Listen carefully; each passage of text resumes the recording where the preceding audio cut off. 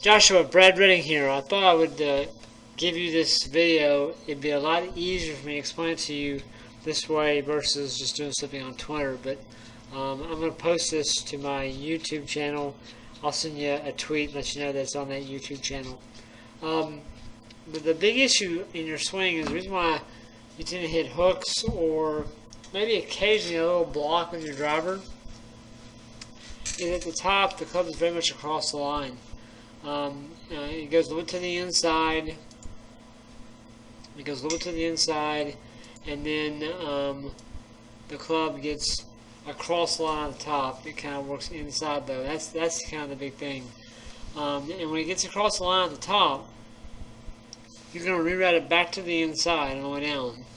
And when it comes from the inside, you're able to actually kind of flip your hands over and time it right and hit it pretty good. If you don't time it right, you're going to either hit a hook and then, like I said, occasionally a block off to the right. Now what we want to do there is get the shaft better on the way back, much more up on the plane. And at the top, we want to get the shaft a little bit more pointing to the left at the top.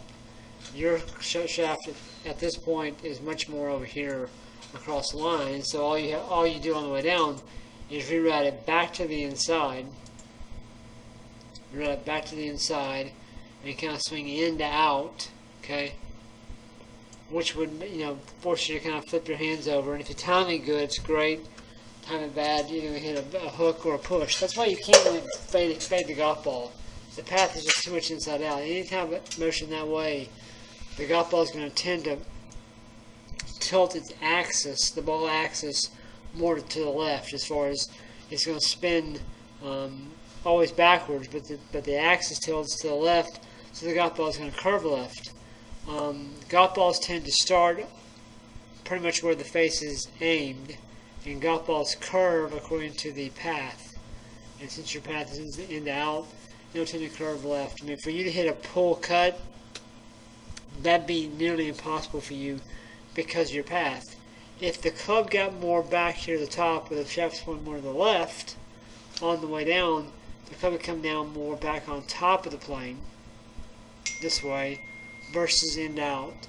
And if it comes down this way, you wouldn't need to use your hands to flip it over, because as it comes down this way, you can see the face is actually going to be closing. It's closing, so you wouldn't need to use your hands to flip it over. So more of an out to in path on the way down is what we're looking for. But to do that, you would have to get the club more off to the left at the top of your swing. That way you can come back down more on top of the plane. And again, there you swing more left, and you wouldn't need to use your hands to flip it over. Your swing is a little bit more like this one, even though I've got the club going back more along the plane, maybe a little bit above it. Yours goes actually inside of that, kind of works in here. But then at the top, the shaft points more to the right. It's definitely more steeper there. And then you kind of reroute it back to the inside, and you just kind of time it right with your hands, flip your hands over. So, we want to go a little bit more this way. So, a little bit more up on the plane. That's more of a wrist hinge as you turn.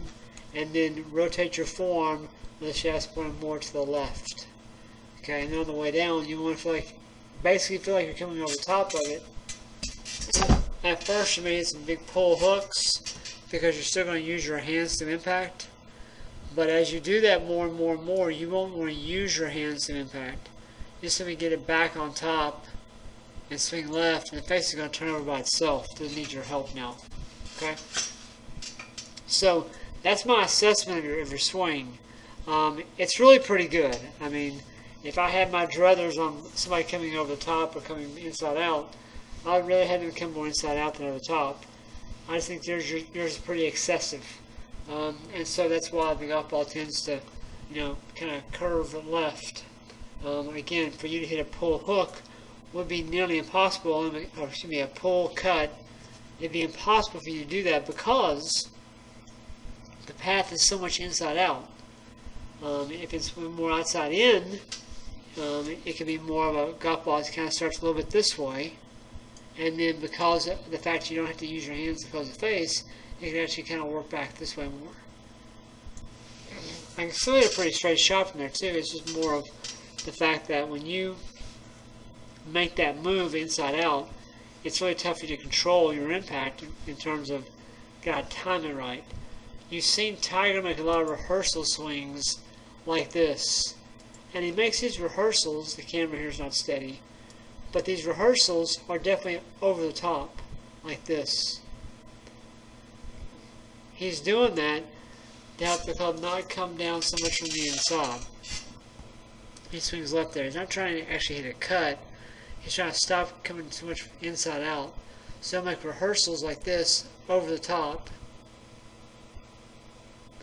and swing way left. And then he puts it into a real motion, and actually it's pretty good. It goes back along the plane, not inside, back along it, pretty much above and parallel. For all practical purposes, it's above and parallel there. It's a little steeper, but for all practical purposes, it's pretty above and parallel. And on the way down, it doesn't come inside out, it comes back down along the plane. Not inside out there, and pretty much on the plane and impact. So it'd be a little bit more ball than ground contact. A while back, when he's playing a lot of golf and actually playing pretty good, his swing was very much across the line at the top, and all he would do is drop it back to the inside. And they started working on some. He got hooked up with Hank, and what Hank did was get the club to go back more along the plane and then get above and parallel at the top. Above and parallel. And then on the way down, back down along the plane, not inside out at all. So that's kind of where he is trying to get back to, I think, now. And that would benefit you. Kind of same thing here, back along the plane. Again, camera's not steady. Back along the plane, above and parallel, still above and parallel, and that's where yours is off right there. It's much more across the line, so you have to drop it back to the inside. Here, doesn't need to drop back to the inside. It comes back down along the plane, above and parallel, above and parallel, above and parallel, back on the plane here. So that's more of where you need to go, I think, to help you take your game to the next level, because with that across the line move at the top and dropping it back to the inside, you've got to work really hard to square the face up. And if you time it good, like I said, if you time it good, it's great. If you don't, it's either going to be a hook, maybe the occasional push. So that's my assessment. Shoot me a tweet, let me know what you think about this, and I'll be sure to send you a tweet and let you know that this video is up on YouTube. Alright, talk to you soon, man. Thanks.